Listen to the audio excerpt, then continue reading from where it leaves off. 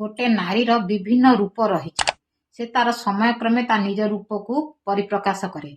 केतेबेले से निज स्वामी पाखरे माँ रूपरे सेवा करे तो केतेबेले बंधु रूपरे ताकू साहाय्य करे एवं अन्य केतेबेले शासनकारी रूपरे ताकू बाटको आनी थाए। ठीक सेही भली निजर कन्या और पुत्र ठेई मध्य माँ कौन करे ना ता सहित मध्य सेही भली शिक्षा समय रे गुरु खाद्य खुएबा समय रे गोटे माँ स्नेह श्रद्धारे से गोटे माँ साजे एवं आवश्यक स्थले शासनकारी मध्य साजी थाए।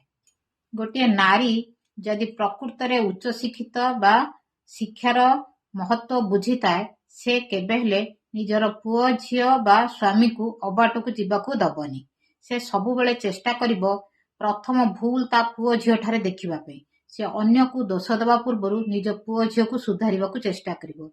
एपरिक निज स्वामी मध्य जदि भूल बाट को जाए से तांकू ठीक बाट को आनिबा को चेष्टा करिवो। किंतु जेतेबेले अन्याय रे किए निज पुओ झियो बा स्वामी उपरे खराब व्यवहार करे बा गाली गुलज करे से क्षेत्र रे गोटे नारी दुर्गा हवा पे मध्य कम समय लागे नाही। तेणु गोटे नारी सबु बेले ता पुत्र कन्या और स्वामी प्रति सजग ही रही थाए।